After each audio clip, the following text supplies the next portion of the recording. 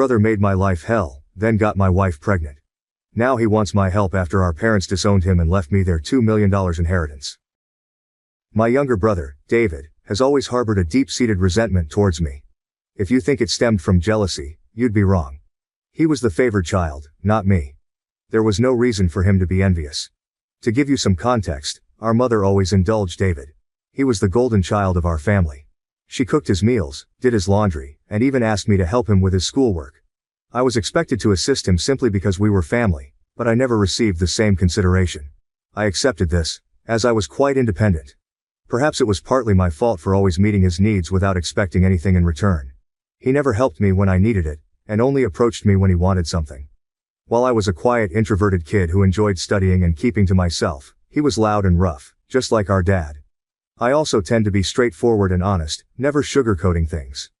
I believe my mother may have developed a negative perception of me because of my straightforwardness. This favoritism made David the family's darling, and I didn't mind it while we were growing up. However, problems began when he started bullying and mocking me for being different from him.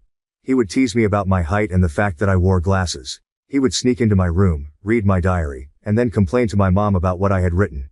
When I yelled at him and complained to our parents about him invading my privacy, they would laugh it off, saying it wasn't a big deal. He did more awful things, like nearly breaking my glasses and putting nasty things in my food.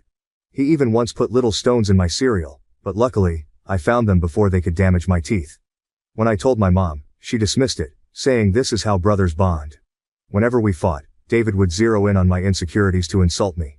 We went to the same school, so he knew I was being bullied by a few kids. Instead of supporting me, he sided with the bullies, calling me names like ugly loser or hairy monkey, and encouraging them to physically harm me, saying I was just a big failure. Another time, during a fight over something trivial that I can't even remember, he told me to kill myself. While I could easily brush off most insults, that one really hurt because I was struggling with my mental health at the time. I'm doing better now, but it was devastating to hear that my own brother wanted me dead. Since Dad was often at work and Mom didn't seem to care much, she even scolded me once, claiming it was my fault for irritating him. Things progressively worsened. During high school, there was a shocking incident when David attempted to set my hair on fire, and unbelievably, our mother defended him, claiming he was merely playing. Seriously, who behaves like that? Thankfully, my dad eventually sided with me and pointed out the gravity of the situation. He even threatened to call the police on David. This moment was a real eye-opener for my brother, as he had never faced any consequences for his actions before. He was genuinely stunned, and my dad made it clear that enough was enough and that David needed to start respecting his older brother. Later, Dad came into my room to talk. I never expected his support because he always told David how similar they were, which was true. Dad admitted that he had waited for years, hoping David would mature, but he was slowly realizing that David was becoming a big bully. Hearing this from my dad was incredibly validating, and I almost broke down in tears. I confessed everything David had done to me over the years and even mentioned the bullying at school. My dad was shocked at how much I had endured. The next day, he spoke to the principal to ensure the bullies were warned about severe consequences if they continued.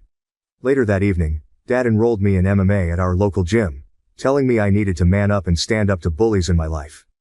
I admit that a nerdy kid like me trying to learn to fight might have seemed laughable, but I was very focused. I managed my time well to balance my studies and daily workouts, and the MMA classes completely changed my life and physique.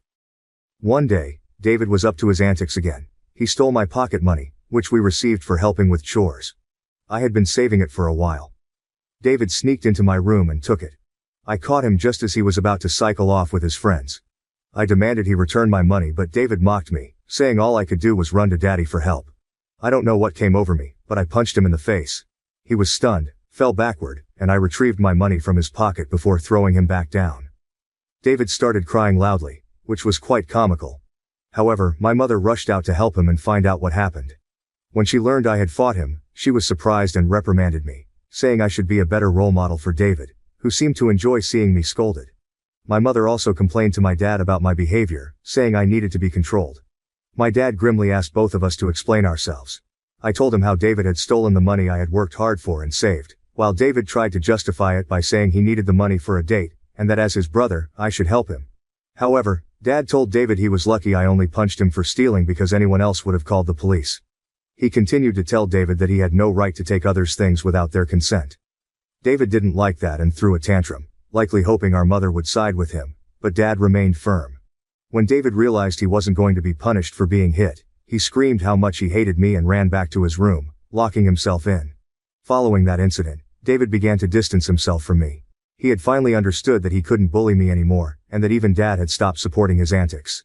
For the first time in a long while, I felt like we were equals. Though he could no longer physically harm me, he resorted to verbal insults when our parents weren't around. His behavior worsened with age, becoming angrier and more short-tempered each year. When I approached him with a question, he would ignore me and walk away, muttering insults like nerd or loser under his breath. If he needed to communicate something, he would relay it through our mother instead of speaking to me directly. When I questioned her about why David couldn't just talk to me, she would urge me to be more understanding. I couldn't tell if it was just puberty or genuine hatred. Over time, dealing with his comments became unbearable, and I longed to move out and get away from him. I repeatedly asked my mother to mediate a sit-down conversation for us to resolve our issues, but she always refused, saying she didn't want to get involved. When I asked her opinion on why David treated me this way, she would brush off the question. Eventually, I left for my dream university, having earned a scholarship as a top student. My dad threw a party for me, and even my mom seemed proud. However, David remained aloof and distant, barely acknowledging my achievements. The day I left for university was a mix of excitement for the future and relief to escape the toxic home environment. The first few months at university were liberating. I made new friends, enjoyed my classes, and started to build a life separate from the oppressive atmosphere of my childhood. The constant fear of David's verbal attacks lifted, giving me a newfound sense of peace. During my second year, I met my wife Karen at a frat party through a friend, and we immediately clicked. Coming from a religious background, having kids outside of marriage was frowned upon. However, when we discovered she was pregnant in our final year, we decided to marry right after graduation.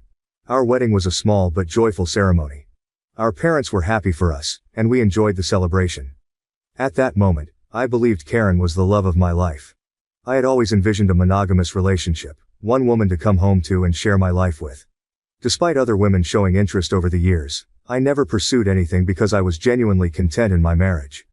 Karen was my dream girl, and I never wanted to hurt her. However, I later uncovered 2 incidents of infidelity in our marriage.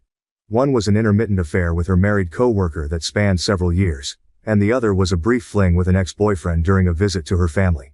Some might think I was naive, and looking back, I can't completely disagree. Each time we separated for a while, I chose to forgive my wife. I didn't want to raise our child in a broken home and believed we could overcome these obstacles. The affair with her co-worker happened when we were young, and I attributed it to youthful mistakes and poor judgment. For a period, things seemed to get better. Although I could never fully trust her again, I did my best to set aside my doubts, knowing that if I chose to forgive, I had to genuinely work toward a fresh start. It's been 4 years since her second betrayal, and I felt confident in my decision to give her another chance. Karen seemed to have changed, and we were genuinely happy, planning our family's future. However, 3 months ago, my world was shattered once more when she revealed that she had been having a long-term affair and suggested that our son might not be mine. Her words struck me like a ton of bricks. A mix of shock, betrayal, and disbelief overwhelmed me. I struggled to comprehend the enormity of her confession. In a daze, I managed to ask why she had kept such a significant secret and how she could have done something so devastating. Her reaction was cold and indifferent, as if she were detached from the pain she caused. Her vague responses left me with more questions than answers. It was a surreal and painful moment, confronting the shattered trust and uncertainty about my own family. I continued to press Karen for the truth because I felt I deserved to know the father of the child I had been raising since birth. Ultimately, she admitted it was David. My eyes widened in shock as I asked Karen what she meant. She explained that she and David had become friends when I introduced her to my family, and she stayed with us from Thanksgiving until New Year's. David, usually cold to me, was warm and polite towards her, which made me glad because I didn't want Karen to feel unwelcome. Karen wanted to be accepted into my family, so she spent significant time with my mom whenever possible. She noticed the rift between David and me and questioned me about it. I opened up about our strained relationship and explained that we might never repair it due to his unresolved feelings. Karen understood but started including David in our outings, hoping it would help us bond. Whenever we planned to watch a movie, she invited David, and we watched whatever he chose. During this time, David and I exchanged a few words, which was an improvement compared to his usual silent treatment.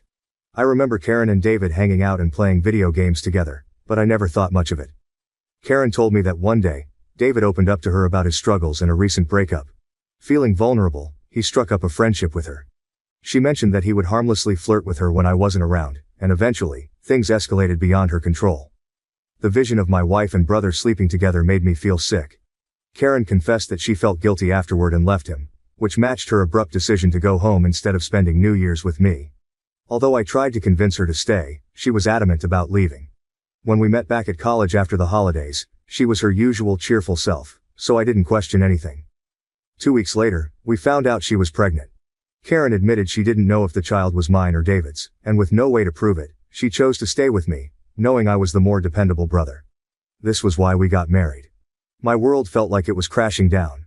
The son I loved might not even be mine. I asked Karen if she had been sleeping with David recently, and she slowly nodded. She revealed that they had always stayed in touch because their chemistry was undeniable. They would sneak off to hotels, lying to me about working overtime. She admitted that half of her business trips were actually romantic getaways with him. I asked why she married me if she wanted my brother, and Karen said she didn't want to be the one to break off the marriage. She saw me as a wonderful father to our son and decided to stay. In her words, she made a mistake and didn't know when to stop. I told Karen I was glad she told me the truth but that I was going to pack up and leave. She started crying, asking for forgiveness, and expected me to yell at her. Instead, I calmly packed my clothes. Karen insisted that if I loved her, I should fight for her and that mistakes happen in every marriage. When she realized I wasn't going to do anything, she changed tactics, saying our son would be affected by a divorce and that children shouldn't be raised in broken homes. I reminded her that I might not even be the father, which made her cry more and accuse me of being cruel. It seemed like she believed nothing could make me want to leave the marriage. Perhaps it was partly my fault for letting things slide in the past. While I did love her, it felt more like it stemmed from thinking we had a son together and had been together since college. Karen kept insisting it wasn't too late to fix things, but I struggled to believe her and had no patience left. Trust was a major issue, and her words felt hollow. Even if I forgave her, I could never forget she slept with my brother. I've always believed in forgiving mistakes because we're all flawed, but this was beyond acceptable limits. I left her crying on the doorstep and checked into a hotel. The next day, I went straight to my parents and revealed everything about my wife's affair with David, explaining how they had been secretly sleeping together for years. The shock on their faces was undeniable. True to her nature, my mother initially tried to defend David, insisting that her boy could never do such a thing to his own brother. Determined to expose the truth, I asked my parents to remain silent and let me call David in front of them. I instructed them to stay quiet so I could catch David off guard, making him believe it was a private conversation.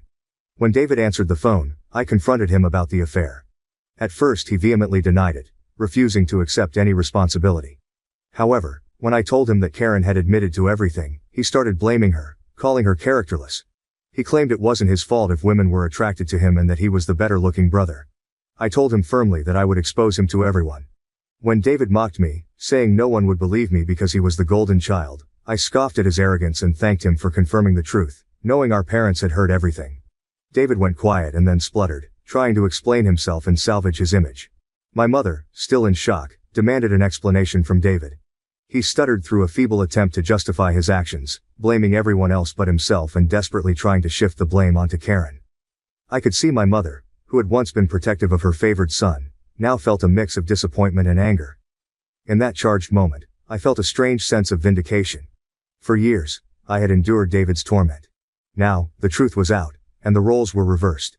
It was David who stood exposed, his actions laid bare for everyone to see. As David's words faltered, my father, usually reserved in his expressions, couldn't contain his disappointment. He asked me to pass him the phone and began to speak to David. David, my father began, his voice laden with disappointment.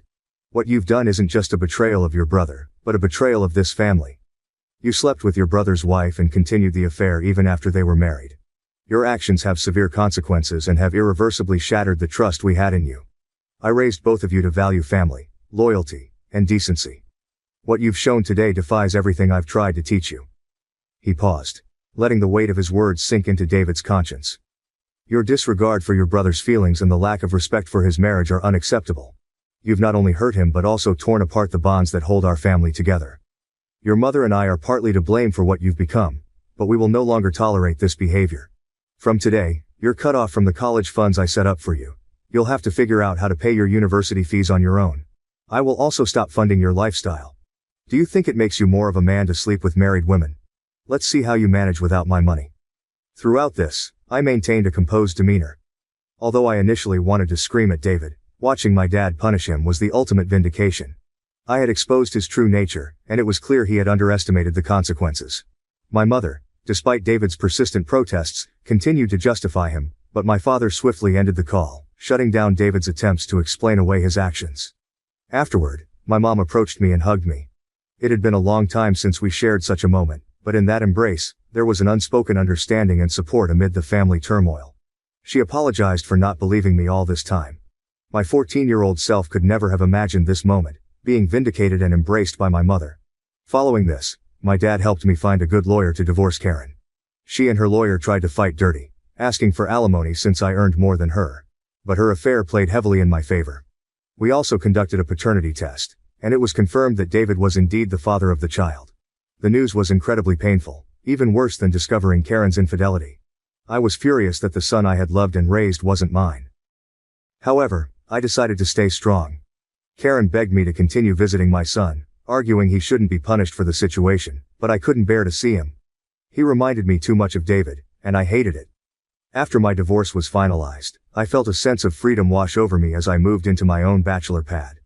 It felt surreal to live alone since I had married so young and never really had the chance to experience independence.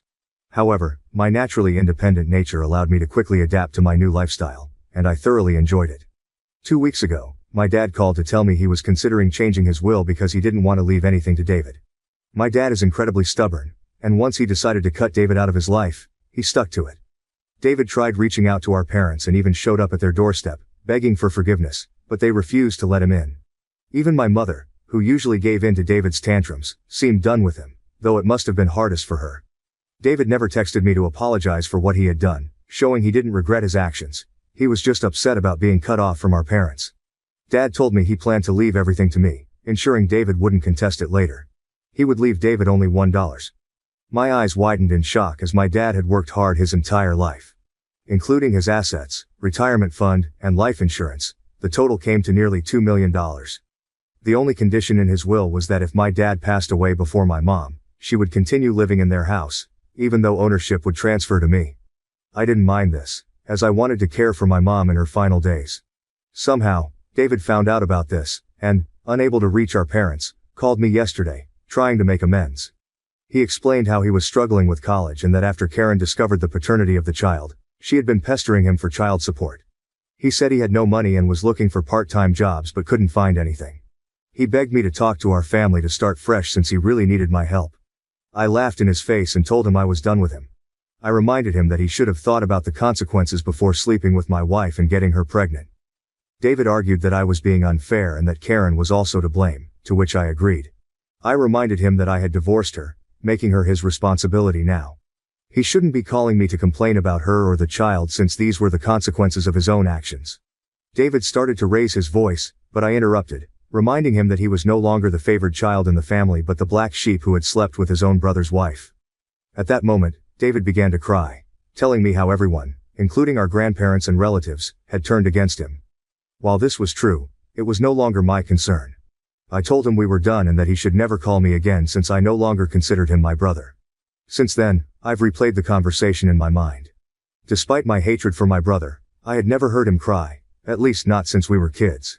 I won't lie. It did hurt me a bit to see him so helpless. So, I guess I'm here to ask if I should talk to our parents about him or if I would be an asshole if I don't. Update 1. Hi everyone, many of you have been asking why I am no longer in contact with my son Henry, and some have even called me cruel. I need to explain that I am not comfortable raising another man's child. This isn't a stepson situation. I was led to believe Henry was my son, only to later discover he is actually my brother David's son. Naturally, this revelation hurt deeply, and I cried over it for days. The main reason I don't want any contact with Henry is that I no longer want Karen in my life. If I remain connected to her child, she will find a way to re-enter my life, and I need my space. You may think I'm cruel or selfish, but I can't see him ever again, at least not for a very long time. Update 2. Most of you correctly guessed that it was my mother who informed David about my dad changing his will, leading David to call me as a last resort to fix things.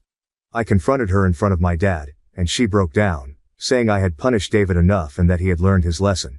My dad firmly told my mother that if she believed what David did was forgivable, then he could no longer stay married to her because he could never forgive such a betrayal.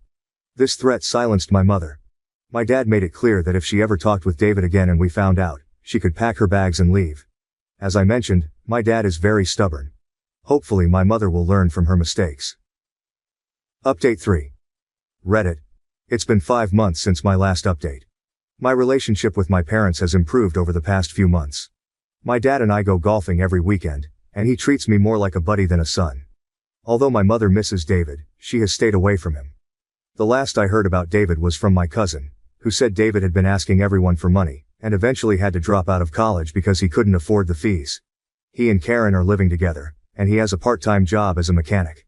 Apparently they are raising Henry together, which is a good thing, I guess. I never discuss David with my parents, and they don't bring him up either. For everyone asking, I am doing quite well. I was promoted at my job 2 months ago, so my salary has significantly improved. I haven't been dating anyone as I feel I still need time and space to heal. I've been going to therapy, so we'll see how that works out. Thank you for watching. If you haven't subscribed yet, please do so and hit the notification bell to stay updated with more shocking real-life stories happening around you. I punched an autistic kid after he groped me and now everyone hates me. Am I the jerk? That grope was the last straw. I have known Troy since nursery, kindergarten for Americans, or just anyone, and he has always been a baby. It was always his autism that made him who he was. I don't know why, but he always had a crush on me. I rejected him gently multiple times, but he never took no for an answer. As we grew older, he got worse. He started commenting on my chest. Asking to touch them. Asking to see them. His friends kept trying to convince me to show him because nobody would be nice enough to give him a chance. And in year 7, 6th grade, he started groping me. I told teachers, but they kept saying that his autism doesn't make him know any better. It was only me. He got jealous when I was in the presence of another guy.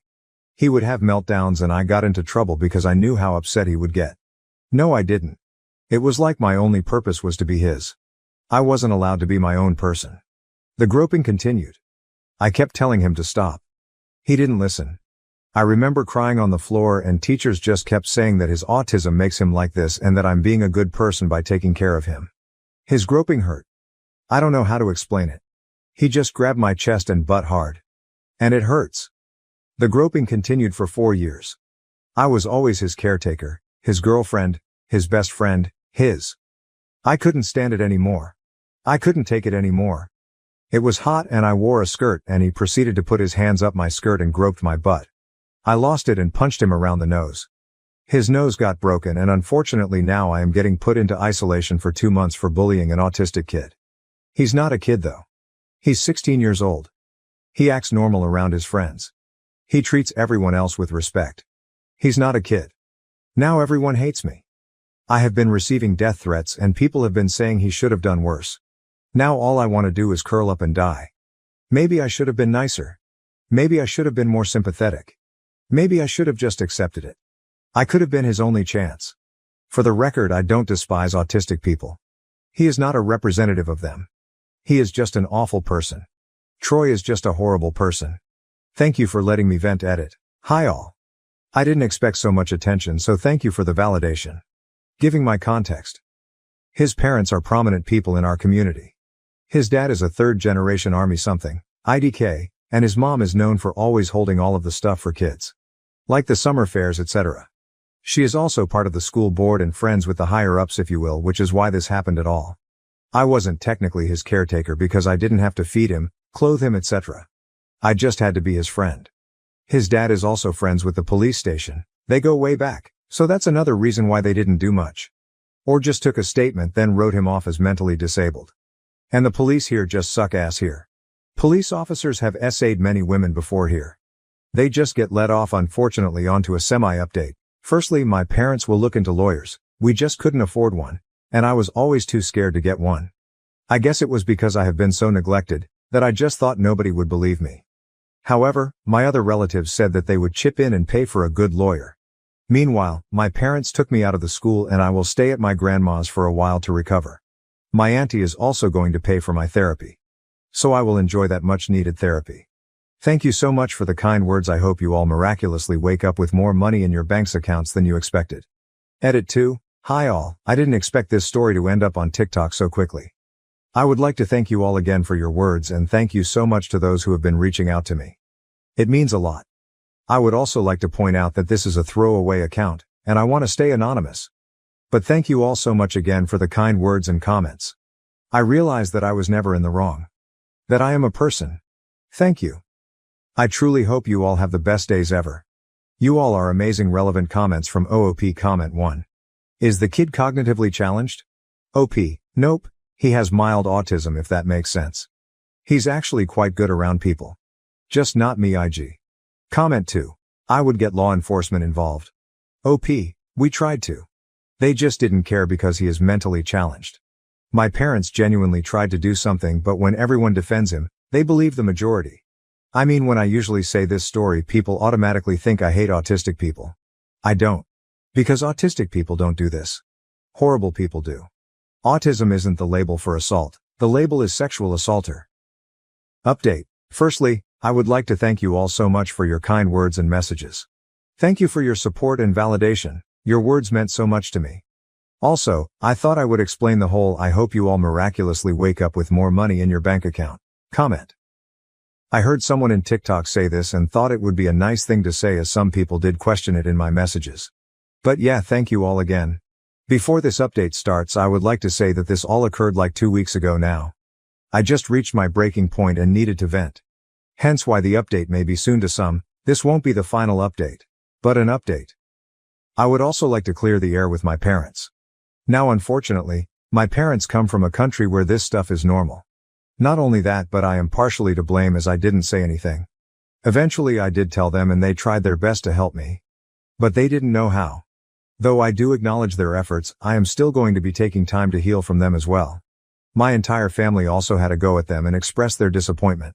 The best thing for now is for me to spend some time apart from them. So to begin, I left the school. After my parents had heard that I got into trouble seriously because of Troy again, they basically thought it was time to pull me out. I am due to start my new school in 2 weeks. I have also been trying to settle at my grandma's house as I just needed a fresh start with fresh people. To be honest, I have never felt so free. I have had to deal with that torment for years and years. So now I can enjoy the pleasure of walking home and not seeing him or bumping into him. So I feel great. On to the serious stuff. As I had mentioned, my family basically decided to pay for a lawyer, and we are now hoping to have a lawsuit against basically everyone involved. My grandma also had a go, to put nicely, with the school's board for basically allowing nepotism to harass other girls. She called all of the teachers a disgrace for endangering not only me but other people, and saying how none of the teachers who allowed this deserved to even step foot into a school. This experience has also not been all sunshines and daisies. After the suit was claimed or made, IDK, my parents got letters and messages basically asking for the case to be dropped. My parents obviously said no. But it still didn't stop the harassment. I eventually got harassed too. All of the people giving me death threats decided to go into graphic detail on what Troy wanted to do to me. Spoiler, it wasn't great. And Troy's parents showed up on my doorstep demanding to see me and talk to me, and how Troy is ready to apologize. Thankfully by then my uncle and I had been on the way to my grandma's house. However, my parents obviously didn't let them in regardless, and said that if they wanted to communicate it had to be through a lawyer. The harassment didn't stop. And eventually Troy sent me a message on a burner account detailing all of the things he was going to do if got the opportunity to, and that I should be grateful that I managed to walk away with just a groping. Troy also kept spewing on about how I'm nothing but a whore or slut, etc. And I should be grateful that someone so popular even looked my way. He kept saying how if I'd just let him fuck me, he wouldn't have groped me. However, I know if I did that I would no longer be myself. I would be his property forever. The thought of that makes me want to vomit. Also, his logic doesn't make sense to me. Anyway, I just got receipts and blocked him. I also asked my parents to help me change my number. And I did. My grandma, being the person she is, decided that wasn't good enough and got me a whole new phone. She claims it's compensation for my trauma. Thanks, Grandma. I am starting therapy the day after tomorrow, and I am hoping to start family therapy in August, as, truthfully, I don't know if I'm mad at my parents or should be mad. Like, is it my fault for not saying anything? But that's all the update I can give you for now. The lawsuit will be a whole other process, and hopefully if I remember I can update you all again. Thank you so much for your words. I truly appreciate all of you. I hope this update is clear enough for you, and apologies if you made it this far. Now to the next story. Story 2. My autistic brother spent over £400 of my hard-earned money on Lego, and my mum supports this. I, 14, have a brother 16 who has autism, and I just can't stand it anymore. Before you go and make assumptions, let me get this out of the way. He's not like the autistic people you see on the news or online. He's a perfectly functional, intelligent person. However, he becomes violent when he doesn't get his way, and his brain doesn't get toilet messages, regularly pisses, shits himself. The thing with him is, these things only happen at home. Anywhere else, he doesn't have any problems with accidents in his pants. What happened today drove me over the edge to the point of writing this. For context, here is the usual routine. I woke up to him on my bed hitting me repeatedly. My parents are downstairs making breakfast, oblivious to this. He won't stop, so I shout for my mom. She comes upstairs, gets him off me by rewarding him with chocolate, and proceeds to yell at me for shouting at her, and confiscate my electronics for an hour. When I get home from school, all is fine. I do some homework and go on the Xbox. After around 30 minutes on the Xbox, he does the same thing. Hits me over and over, leaving me with no choice but to call for my mom. She again rewards him for stopping, before proceeding to tell me off, and confiscate my electronics for the rest of the day. I'm writing this with the phone one of my friends bought for me, which I keep under my bed, as this is the only way I get to use technology for over 40 minutes a day. A reminder that this is the daily routine and has been occurring for at least 5 years. However, what happened today was even worse. He'd seen a Lego set that he wanted and beat me up until he got it. I shouted for my mom, but this time, she did something different. She let him order all the Lego he wanted, from my debit card. I've been saving up doing my paper round for 2 years to buy a PC, and he just blew 400 pounds of my money on Lego. I hate this. I hate my life. It feels like I'm only living to suffer. This post is purely me venting, and will likely not go anywhere, but I don't care. With all that said, is there anything I can do about this? I'm a minor in the UK if that helps. TLDR, my autistic brother spent over 400 pounds of my hard-earned money on Lego, and my mum supports this edit. Thanks for all the supportive comments. I didn't think anyone would care. Edit 2, 2,000 upvotes. You guys are insane. I didn't think anyone would care about this, but obviously you guys do. I'm writing an update to answer some of your questions, and explain my next moves. Again, thank you all so much for all of the support update. First, I just want to say thank you. Thank you all so much for all the support on the original post and all of your ideas in the comments. I tried to reply to every comment, but there are so many that I can't do that, although I do read them all. Second, I want to do a quick FAQ as many comments are asking the same thing. So here goes. Move in with another family member, tell another family member. They all live 100 plus miles away and don't believe that it's serious. You can get your money back as you're the cardholder. Nope, I need a legal guardian to go into the bank with me to do that. And finally, hit him back. I am a weak, 5 foot tall 14-year-old. He is a strong, 6 foot tall 16-year-old. This would cause more harm to me because he would attack back harder, and my mum would punish me more. Next, to the people who have offered me money in PMs and the comments. Thank you all so much for the offer, but I'm not going to accept anything. As I've come to realize, the assault is far more serious than the money at the end of the day. Finally, on to my plan. After reading literally 100s of comments, I've decided that the best course of action is to leg it out of school to the police station on Wednesday, and show them my collected video evidence, and the bruises on my arms. Again, thank you all so much for your advice. Please let me know if this is what I should do or if there's a better alternative. Edit. Just got 3 videos of this story in a row on TikTok. That's absolutely crazy. Thank you for watching. If you haven't subscribed yet, please do so and hit the notification bell to stay updated with more shocking real-life stories happening around you. My brother-in-law who married my sister told my wife that he was in love with her. This led to a chain of horrific discoveries in our family. Yesterday, out of the blue, my brother-in-law asked my wife if she could meet him for lunch. He said there was something he needed to talk to her about. When my wife told me about his invitation, she seemed puzzled but not overly concerned. "Do you think it's about my sister?" she asked, furrowing her brow. "Maybe they're having problems, and he wants to get a woman's perspective on things." I found the whole situation odd. My brother-in-law had never reached out to my wife in this way before, but he often texted her and other family members for mundane reasons, so I didn't think much of it. After all, we were a close-knit family, and it wasn't unusual for us to support each other through tough times. "Go find out," I told her, shrugging off my initial unease. My wife agreed, deciding to meet him at a cafe near her office the next day. The next morning, as she was getting ready for work, she mentioned lunch again. "I'm still not sure what this is about," she said, a hint of worry in her voice. I reassured her, saying it was probably nothing serious. Just listen to what he has to say, and if it's something we need to help with, we'll figure it out together, I said. It's a busy cafe, filled with the usual lunchtime crowd, and my wife feels a bit more at ease being in such a public setting. She arrives a bit early, finding a table near the window where she can keep an eye on the entrance. He arrives a few minutes later, looking more nervous than she's ever seen him. They exchange the usual pleasantries, talking about work and the kids for a few minutes. But then, as soon as their food arrives, he takes a deep breath and dives into what he really came to say. He starts by complimenting her, telling her how beautiful she looks. At first, she thinks he's just being polite, but then he keeps going. He tells her how she's always been the light in his life, how she makes him feel things he's never felt before. It was love at first sight, he says, his voice trembling slightly. I've loved you since the moment I first laid eyes on you. If you were mine, I would treat you like the queen you are. I'd give you everything you deserve. My wife is stunned.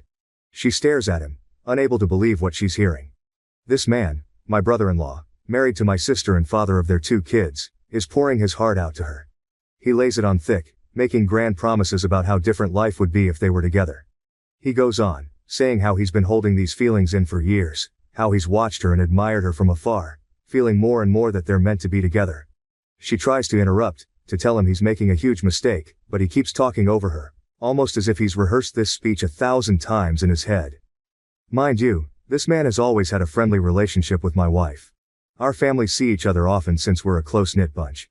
He's always been the fun uncle to our kids, the guy who's there at every family barbecue, every holiday dinner. He does text my wife frequently, but it's always been about mundane things, the kids' schedules, family events, things like that. Nothing overly sexual, nothing that would set off any alarms. In fact, he texts and calls my mom too. They have a friendly rapport, and none of us ever thought anything of it. To us, he's always been just a good guy, someone we trust implicitly. So to hear my wife recount this to me is like a punch to the gut. My wife doesn't let him finish. She stands up, her chair scraping loudly against the floor, and walks out. She's shaking as she calls me, telling me everything that just happened. While she's on the phone with me, the texts from him start. First it's apologies. He didn't mean it, he thinks it's only infatuation. He's sorry for making her uncomfortable. But the damage is done. She leaves work early to come home and talk to me about this, her phone buzzing incessantly with his calls and messages. I tell her to answer one of his calls, to put him on speaker so I can hear. He's crying, begging her not to tell my sister.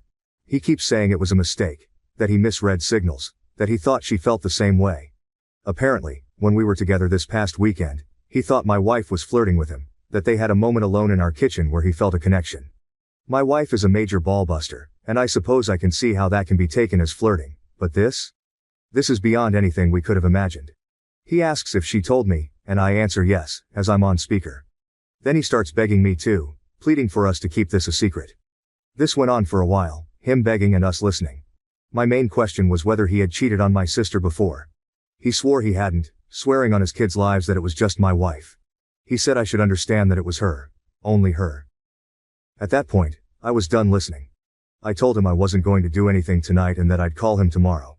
Now we're left with this mess, not knowing what to do next.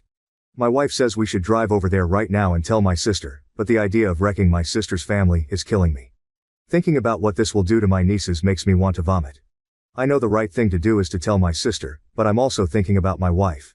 It's not her fault, but there's sure to be resentment from my family. Even if my sister doesn't divorce him and they reconcile, I can't see how we'll ever be together again like we were before, if at all. This whole episode can tear my family apart. I don't give a shit about him. He tried to destroy my family, but I do care about everyone else. Update. So everyone that told me last night that I couldn't wait to tell my sister was right. A little after 12, I got a call from my sister. She sounded upset and said she had to tell me something. My heart sank as she explained that her husband, my brother-in-law, had come to her in tears, claiming my wife had tried to begin an affair with him. He spun a tale where my wife was the instigator, trying to shift the blame entirely onto her. I could hardly believe what I was hearing. I immediately told my sister that wasn't the case and assured her I would be right over.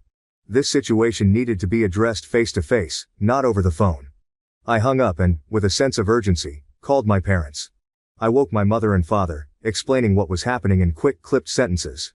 My father was furious. My mother sounded shocked, but resolute. They agreed to head over to my sister's house to sit with her kids, offering the support she would desperately need right now. Next, I called my younger brother. He groggily answered, confusion turning to alarm as I filled him in. He promised to come over to our place and stay with our kids, ensuring they wouldn't be left alone during this turmoil. His calm, steady presence would be a comfort to them. Meanwhile, my wife was already gathering her things, her face pale and drawn. She was dreading the confrontation, but knew it was necessary. We left the house in a hurry, the drive to my sister's place feeling longer than it actually was. The silence in the car was heavy, both of us lost in our thoughts. When we arrived, the scene was even more tense than I had imagined. My sister is out on the front porch with my brother-in-law when we get there. He looks beaten, eyes downcast, his posture slumped in defeat. He knows we have the texts and voicemails, the undeniable proof of his betrayal. I really don't know what he was hoping to accomplish by calling my sister in the middle of the night with his lies. Maybe he thought he could get ahead of the story, twist the narrative to save himself, but it was a futile effort. As we walk up to them, the tension in the air is palpable. My wife is trembling, her face a mask of controlled anger and hurt. She hands my sister her phone without a word. My sister takes it, her hands steady but her eyes burning with a mix of fury and pain. She scrolls through the texts, her expression hardening, with each one she reads. Then she listens to the voicemails, the damning evidence of his declarations, and her refusals. Before she can say anything, my brother-in-law starts sobbing. This is a man who runs into burning buildings, who faces danger daily without flinching. Seeing him like this, broken and vulnerable, is jarring. His cries are deep and guttural, raw with regret and fear. It's a scene that's almost surreal. A big tough firefighter brought to his knees by his own actions. My sister's face remains impassive, a mask of stern resolve. She's always been tough, but right now, she's unyielding. She waits for him to finish, her silence more powerful than any words. When he finally quiets down, still hiccuping with the remnants of his sobs, she speaks. Pack a bag and go, she says, her voice cold and clear. I can't stand to look at you. He tries to argue, to plead his case, but she's having none of it. Stop it, she snaps, cutting through his words. There's nothing you can say that will make this better. She turns away from him, walks over to my wife, and pulls her into a hug. It's a moment of solidarity between them, a small comfort in the middle of this nightmare. They've been friends since college, and the strength of their bond is evident. It's a relief to see that despite everything, they're standing together. This leaves me standing with my brother-in-law. He's a wreck, his face red and swollen from crying, his shoulders slumped. He looks at me, his eyes pleading for some kind of understanding or forgiveness, but I have none to offer. He tries to speak, his voice cracking, but I cut him off. You need to leave, I say firmly. This is your mess. You need to deal with the consequences. He nods, defeated, and slowly makes his way inside to pack his things. My sister stays with my wife, the two of them talking quietly, leaning on each other for support. The rest of the night is a blur of conversations and plans. We all rally around my sister, helping her figure out what to do next, how to protect her kids from the fallout. My sister begins questioning my wife, trying to understand why her husband thought any of this could possibly work out. He must have had some reason to believe she reciprocated his feelings. My sister insists that there hadn't been any issues in their marriage, everything had been normal. My wife is crying at this point, tears streaming down her face as she tries to make sense of the situation. There's nothing you haven't seen, she says, her voice shaking. She hands my sister her phone again, and together they painstakingly go through every text message sent over the past 2 years. They read each one carefully, looking for any hint of inappropriate behavior, but there's nothing there. My wife was just being herself. She has a playful personality, always joking around and teasing. It's part of what makes her so lovable and approachable. My brother-in-law has a similar sense of humor, and they've always teased each other in a lighthearted, harmless way. She does the same with my mom and my younger brother. It's just how she interacts with people. The only incident my wife can think of that might have been misconstrued happened this past weekend. She recounts it, trying to pinpoint where things went wrong. They were all together at our place, and she and my brother-in-law both reached for the fridge at the same time. They playfully jostled for who would get there first, laughing as they did so. He let her win, but then he reached around her waist to grab a beer, moving his hand slowly. She admits that in that moment, the way he did it felt a little inappropriate. It was a fleeting feeling, and she brushed it off, not wanting to make a big deal out of it. She wonders now if her silence gave him some misguided hope. My sister listens, her expression softening. She doesn't blame my wife for any of this. She knows her well enough to understand that her playful nature isn't an invitation for anything more. It's not your fault, she reassures her, and my wife nods, though the guilt still lingers. As they finish reading through the messages, it's clear there was never any mutual attraction, no hidden signals or secret flirtations. My wife was just being herself, and my brother-in-law took that, and twisted it into something it wasn't. The realization that this misunderstanding has caused so much pain is almost too much to bear, but at least, for now, my sister's belief in my wife remains intact. So then, my sister starts going through his MacBook to see what else she doesn't know about. She's angry and frantic at this point, her hands shaking as she types. She guesses the password, and on the third try, she's in. With a deep breath, she starts searching through his files, looking for anything that might shed more light on this nightmare. It doesn't take long before she finds something disturbing. There, buried in a folder labeled innocuously, are a lot of pictures of my wife. They date back years, and what's more unsettling is that they're always isolated shots, just her, never in group settings or candid family moments. My sister clicks through them, her anger turning into a cold, creeping horror. One set of photos stands out. A few years ago, we went on a couple's trip to the Caribbean.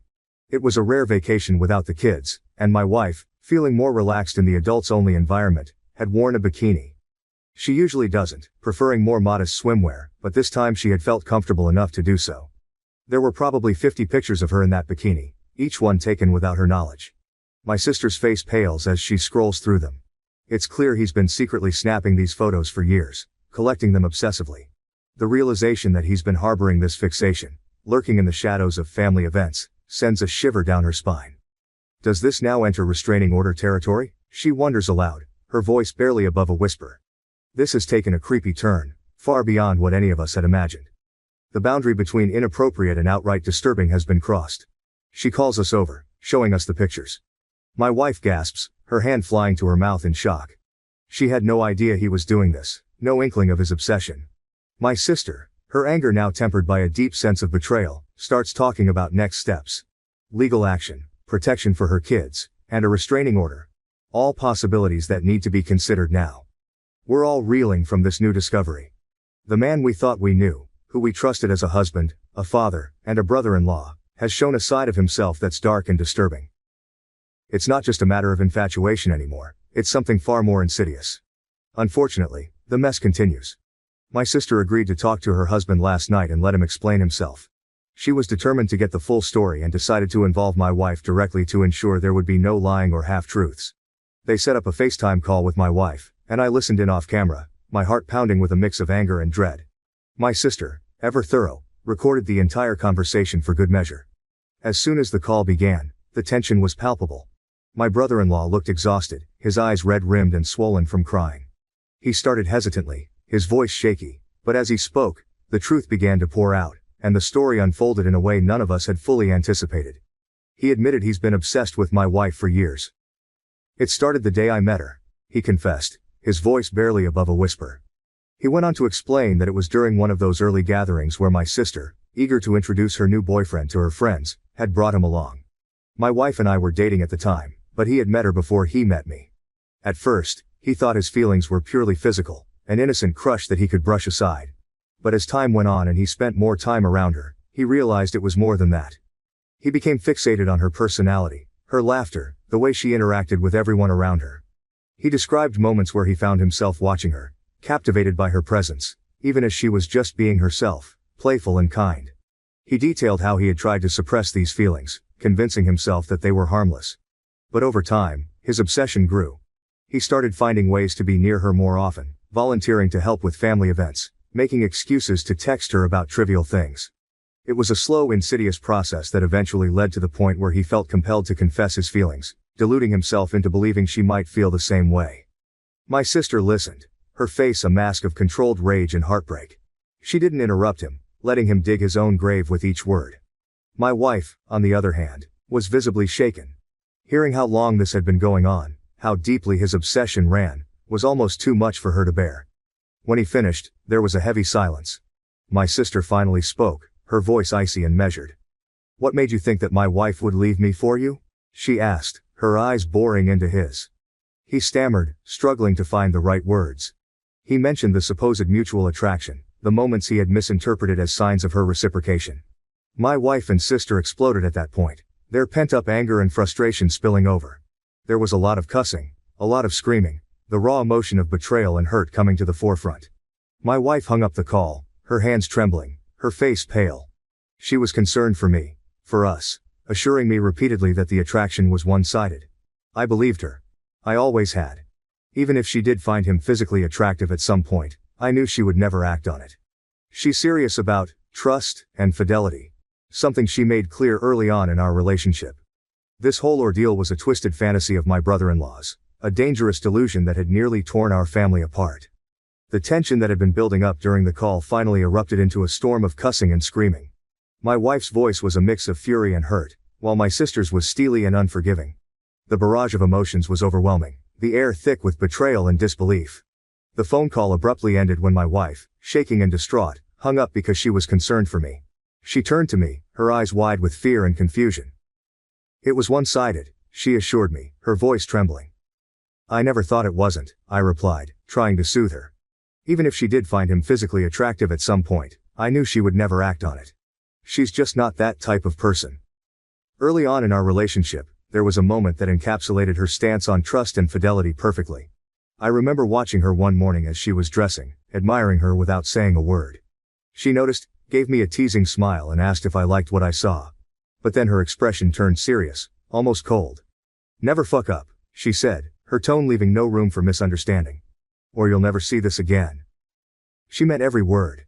My wife is serious about trust. Once it's broken, it's almost impossible to mend. As I sat there, replaying the chaotic scene in my mind, I couldn't help but reflect on my brother-in-law. I knew he was a little cocky, always walking with a certain swagger, but my God, I never knew he thought so highly of himself to believe he could pull off something like this. His delusions of grandeur were staggering, completely detached from reality. I talked to my sister later on, once the initial shock had started to wear off and we could speak more calmly. She was resolute, determined to protect her children from the fallout of her husband's actions. She told me she would be contacting a lawyer first thing Monday morning to see what steps she could take to limit his exposure to their kids. She wanted to ensure that they were shielded from as much of this mess as possible. As far as I'm concerned, he's detached from reality, she said, her voice steely with resolve. Her concern was no longer about saving her marriage but about safeguarding her children and maintaining a semblance of stability for them. Anyway, my brother-in-law returned home yesterday, not because my sister wants him back but because she can't legally stop him. Despite the turmoil and the clear betrayal, he has the right to be in the house until the legal proceedings move forward. The atmosphere is tense and uncomfortable, filled with unspoken words and palpable resentment. They are done, and I think he realizes that now. There's a hollow look in his eyes, as if he understands that any hope he had of salvaging their marriage is gone. The lawyer tells my sister that since my brother-in-law's behavior over the past few days has been documented, there is a good chance she will be granted full custody of the kids. The texts, voicemails, and the disturbing cache of photos all paint a clear picture of his obsession and instability. He doesn't seem to even want to fight her on that. It's as if he knows he's lost everything and is too weary to put up a battle. My sister will be fine. She's stronger than she looks, and any love she had for him is gone. She moves through the house with a determined air, her focus now entirely on her children and their future. She doesn't seem to be broken up about it. Rather, she looks like someone who's finally seen the truth and is ready to move forward. The kids don't know what happened yet. They sense something is wrong. Kids always do. But they don't know the details. My brother-in-law was never around much anyway when the kids were home. He often slept at the fire station, pulling double shifts and overtime. His absence was a constant in their lives, a silent but ever-present gap that they had grown used to. But it is certain to be hard on them once they know what's going to happen. The stability of their home, the presence of both parents, even if it was fractured, will change. My sister is prepared for this. She's already spoken to a child psychologist to help them navigate the inevitable questions and emotions that will arise. She's ready to be both mother and father, to provide them with the love and support they'll need. As for my brother-in-law, he stays in the guest room, a silent figure in a house that no longer feels like his home. He seems resigned to his fate, going through the motions but devoid of any real fight. It's a sad, pitiful sight, but my sympathy is limited. Some of my friends have said that there must be more women, that someone as obsessive as my brother-in-law couldn't have fixated on just one person. But as far as we can tell, there hasn't been anyone else. It's really just the obsession with my wife. His fixation on her has been singular and intense, leaving no room for anyone else. After everything came to light, my wife blocked his phone number, trying to create some distance and protect herself from his unwanted advances. But on the same night he returned home, he sent my wife an email from an account he had just made. It started with a seemingly sincere apology, but it quickly took a turn into something much darker. He began by saying he never got to finish at the restaurant that day, implying there was more he needed to confess. Then he launched into paragraphs and paragraphs about all the things he loves about my wife. He detailed the desperation he felt, the overwhelming emotions that had driven him to act so irrationally. He recounted every little detail he admired about her, her smile, her laugh, the way she interacted with others. It was unsettling, to say the least, to see his obsession laid out so starkly. He mentioned their supposed mutual attraction again, insisting that there was a palpable sexual tension between them that he had always felt. He was delusional, mistaking her friendly, playful nature for something more. He painted a picture of a connection that existed only in his mind, a fantasy that he had convinced himself was real. The email ended with a rather large section about me. Let's just say I didn't know he had such a low opinion of me. He was quite certain that I was not satisfying my wife properly. He criticized everything from my appearance to my demeanor, implying that I was somehow unworthy of her. His words were meant to undermine me, to sow seeds of doubt and insecurity.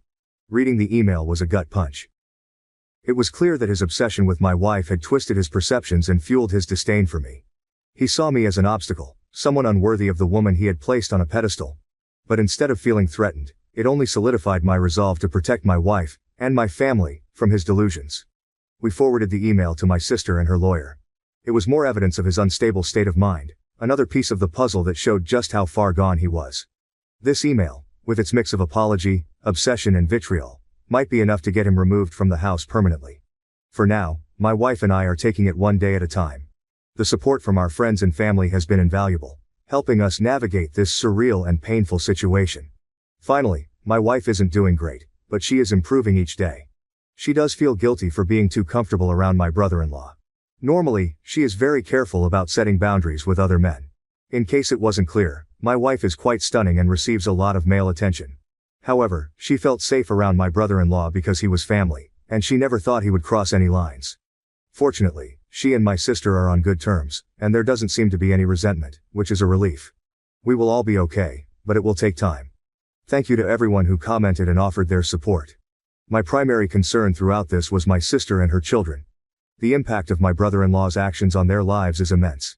Ensuring their protection and emotional well-being became our priority. Children, especially, need shielding from such toxic situations to maintain their sense of security and normalcy. When faced with such a situation, it's essential to act quickly and decisively. We didn't hesitate to gather evidence, confront the issue, and involve legal help to ensure the safety and well-being of everyone involved.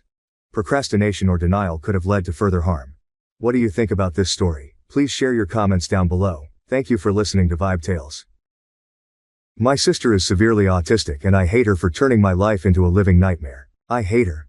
That should be wrong to say, but it doesn't feel like it. Ever since my sister was born, it's like I vanished from my parents' radar. I was 6, excited to be a big sister, but that excitement faded fast. The shift was gradual but undeniable. Suddenly, I was moving into the basement because she needed to be closer to mom and dad. That hurt. The basement was creepy and cold, and I missed the warmth of being near them. Nights down there were long and lonely. I'd hear the rest of the family upstairs and feel so cut off, like I was more of an afterthought than a daughter. Losing my toys to her was another blow. She didn't mean to break them, but it happened all the time. I remember trying to explain to my parents how it made me feel, hoping for a bit of sympathy, maybe even justice. But all I got was, "She's younger, she doesn't understand. You're the big sister, you should be more understanding." It felt so unfair. Those toys were my escape, and seeing them broken, without anyone caring enough to address it, just piled on the feeling of being invisible. The MacBook incident was the last straw. School had given it to me because I'd been doing really well, and then one day, it was just destroyed. My school was mad at me for being careless, and my parents. They just added to the blame. No one stopped to consider it wasn't actually my fault. I was furious and hurt, but mostly, I felt alone in dealing with the mess. It wasn't just about a laptop, it was about feeling like nobody had my back. Honestly, trying to balance being a sister and having a life is rough. I love my sister, sure, but it's like my parents forget I'm still a kid too. Every time she needs something, I have to drop everything. Doesn't matter if I'm studying, hanging out, or even trying to catch a break. It's like I'm on call 24/7 without even signing up for it. I couldn't remember the last time I hung out with friends without constantly checking my phone, worried I'd miss a call from home needing me to rush back. My life felt like it was on a perpetual pause, always waiting for the next crisis or the next demand for help. The day I decided to go watch the new Spider-Man movie was a big deal for me. It had been ages since I'd made plans that felt purely for my own enjoyment. My friend Jake had been talking about it for weeks, and his excitement was contagious. I needed that break. A couple of hours where I could just be a teenager, not a caretaker. So, I made a decision. I figured, just this once, I'd turn my phone off to enjoy the movie. Not worry about anything else. Just 2 hours, you know? Walking out of the theater, turning my phone back on, I felt like I was hit by a truck. Missed calls and texts everywhere. I called home immediately, the joy from the movie evaporating with each ring. When my mom picked up, her anger cut through me. "Where have you been? We needed you an hour ago." I could barely get a word in. I rushed home, feeling guilty but also kind of angry. When I got there, it was like walking into a storm. My parents were furious, their disappointment a tangible force in the room. "We rely on you, and you just decide to disappear? To watch a movie?" My dad's voice was sharp, his words punctuated by my sister's background noises, like going to a movie was some kind of crime. I tried explaining I just wanted a break, that I just wanted a couple of whores to myself, but it fell on deaf ears. It didn't matter. "Your responsibilities here are more important than some movie," my mom added, her words final. They grounded me, said I was being irresponsible. All over a movie. Sitting in my room after ward, it hit me. This wasn't about the movie, it was about feeling stuck. Yeah, I get it, my sister needs me. But sometimes, I just want to do something normal, without feeling guilty or getting into trouble for it. Being 18 and feeling like you're not allowed to have your own life is tough.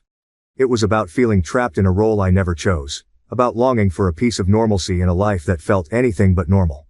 I loved my sister deeply, but in that moment, I couldn't help but feel robbed of the simple teenage experiences, of friendships and carefree moments. Living in my house feels like I'm trapped in a loop where everything revolves around my sister and her needs. Don't get me wrong, I get it. She needs a lot of care, and I want to be there for her. But sometimes, it feels like I'm just another item on the family's to-do list. Help your sister. Make sure she's okay. Can't you see we're busy with her? It's exhausting, feeling more like an extra hand. It's like I'm invisible unless they need something for her. This feeling of being a slave in my own home, it's suffocating. I carry this weight around, a burden that's made me question my own worth. Around the house than an actual member of the family. Then there was this one week that felt like it could be different. I had been chosen to give a speech at a school event. Something about that recognition, it lit a spark in me. I worked hard on that speech, pouring my thoughts and feelings into every word. When my parents said they'd be there to watch me, for the first time in a long time, I felt valued. Finally, something about me. I worked on my speech every night, imagining looking into the crowd and seeing my parents there, maybe even catching them smiling proudly. The excitement was like a beacon, a rare light in the usual dimness of my daily life. Like, maybe this time things would be different. But they weren't. They missed it because of something with my sister. Once again they blamed it on my sister. Standing there, about to start my speech, and not seeing them crushed me. I pushed through, voice shaky and hands trembling. I cried, not just for the speech, but for all the times I felt sidelined. Yeah, I made it through, and people clapped, but it felt empty. The whole walk home, I couldn't stop the tears. It's not like I wanted to make a big deal about them missing the speech, but it just hit hard.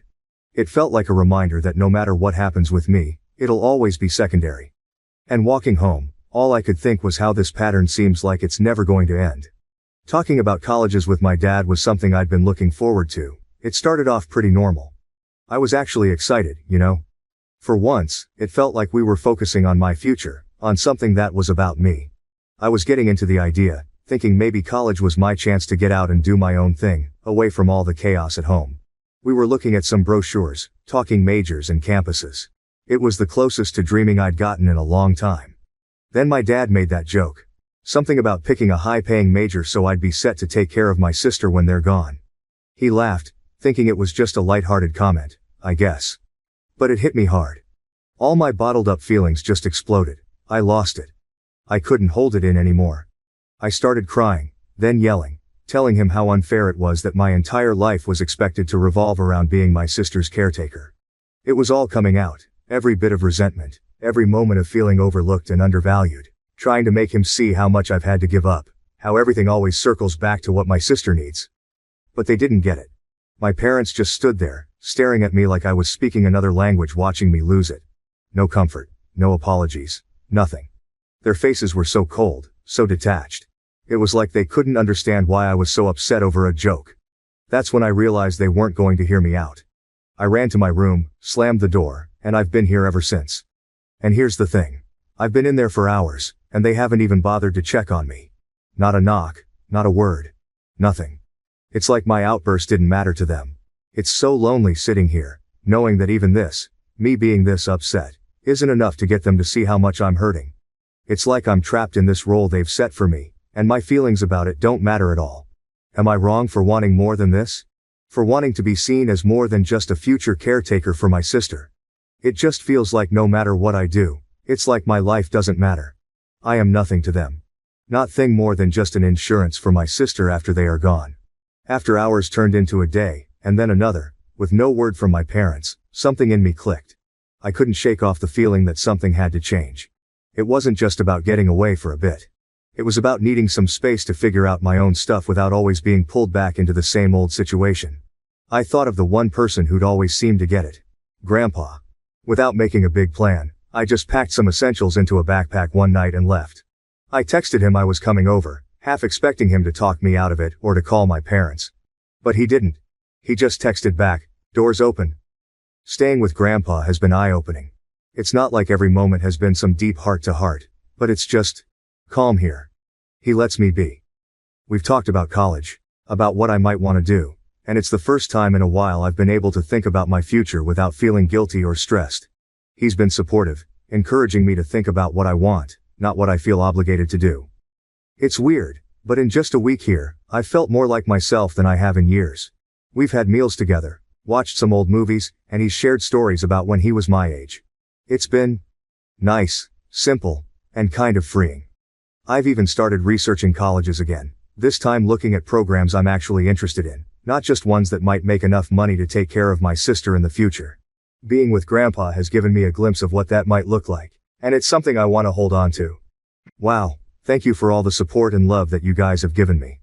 I never expected this post to reach the popularity it did. Thank you all. After thinking about it for these past few hours, you are right that I don't despise my sister. It's not her fault that she was born the way she is.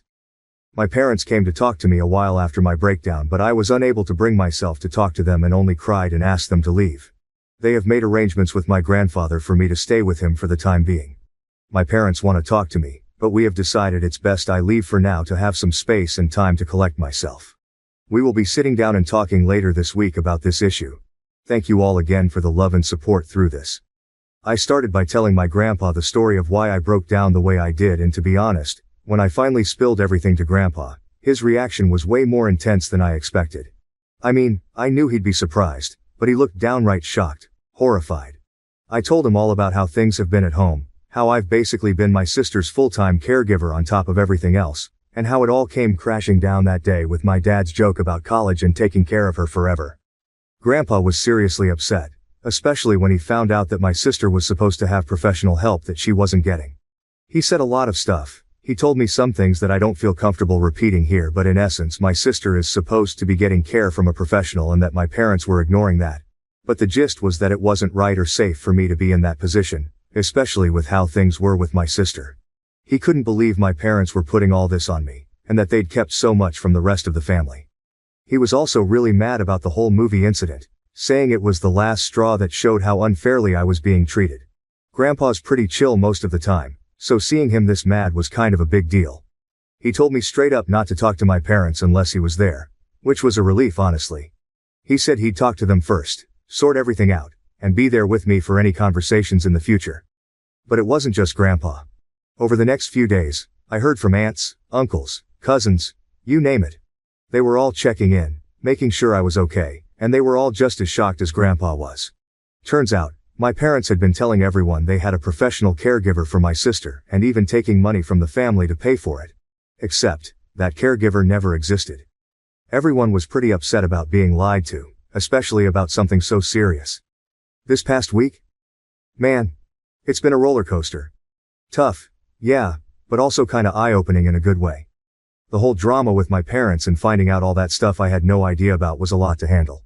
But then, there's been this unexpected silver lining. My extended family stepping up in ways I didn't even know I needed. Grandpa's been at the center of it all, trying to make up for what he keeps calling lost time. He's been really pushing me to just be a teenager again. It's weird but nice. Getting nudged to hang out with my friends more, or just chill and do whatever I feel like. Stuff I haven't really done in, well, forever. It's like he's on this mission to help me reclaim parts of my life I didn't even realize I was missing out on. And it's not just him. My aunts and uncles have been amazing too. They've been around a lot this week, checking in, bringing over food, just talking and actually listening. It's like they're making this massive effort to show they care, to make sure I don't feel alone in this whole mess. It's pretty overwhelming but in the best way possible. For the first time in what feels like ages, I'm not just the sister, or the caretaker. I'm just me, and that feels really good. The talk with my parents on Saturday night. Disaster doesn't even cover it. I went in hoping maybe, just maybe, we could start fixing things. Instead, it fell apart even more. They actually admitted to a bunch of stuff. Stuff so messed up I can't even bring myself to type it out here. But the kicker? Not a single sorry came out of their mouths. Instead they doubled down, saying I was pretty much born to be my sister's caretaker. Yeah, my dad actually said that. Like my whole purpose was just about taking care of her. I couldn't keep it together. All the stuff I'd found out, all the support I'd been getting from the rest of the family, it all just bubbled up.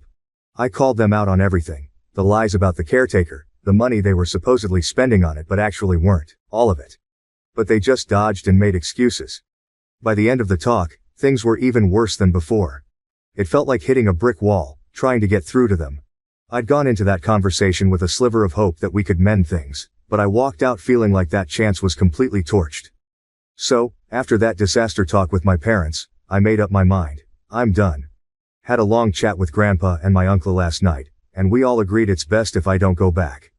Today's the day I'm officially moving out to live with Grandpa. It feels weird, you know, making this huge change, but it also feels right. Like, I finally have some control over my life again. I've also decided I'm leaving the state for college once I'm done with high school. Just the thought of starting fresh somewhere new is kind of thrilling. My aunt, she's been incredible through all this. She told me she's going to start sending the money directly to me, the money she used to give to my dad for my sister's care. Guess it's going to be my college fund now. My parents? They've called a couple of times since that night, but if you're thinking they called to say sorry or that they missed me, nah. They just wanted to know when I was planning to come back home. It's like they're not even trying to understand why I had to leave. I know this is going to be a huge change, and honestly, I'm kind of scared. But at the same time, I feel this weight lifting off me. I'm finally making decisions for myself, and there's something really freeing about that. Today's just the start of something new, I guess. Deciding not to go back to my parents was tough, not gonna lie. There's this uneasy feeling sitting in my stomach, but deep down, I think it'll fade with time. The support I've been getting from the rest of my family has been unreal. It's weird. Even though I've made this big decision, feeling all their love and support makes the whole situation a bit easier to handle. But yeah, the harsh truth? I've pretty much lost my parents through all this. That realization hits hard. It's a lot to process, and sometimes I catch myself wishing things could have been different. But through all the mess, I've come to see something really important. I don't hate my sister. That anger I thought I felt towards her was misplaced. She's not the one to blame for how our parents chose to handle things. I love her, more than I can say, and hating her for something she had no control over was wrong on so many levels. I hope, someday, I can make that right. For now though, leaving is what I need to do for myself. It's about finding my own way, figuring out who I am outside of this whole situation. It's going to be a journey, but I'm ready for it. Edit. Thank you all so much. I wish I could respond to every single one of you, but my lunch only lasts so long. I'll update tonight how the move out went, but until then, thank you all. I want to say that your support has been amazing and your kindness means more to me than anyone could ever imagine. Moving out was surreal. Grandpa and my uncle were with me every step of the way, helping me pack up my life into boxes and bags. Everything that meant something to me, we took. Make sure to grab all the important stuff like my birth certificate and social security card. It felt weirdly official, like I was collecting pieces of my old life to start a new one. My parents? They were pretty much silent the whole time. Dad took off with my sister not long after I got there, leaving just my mom to watch us pack. She didn't say much, just hovered in the background. It was awkward, tense even. But then, as we were about to leave, she finally broke down. She said she loved me, that she'd miss me. After days of silence, those words hit differently. I hugged her, said goodbye. It was one of the hardest things I've ever done.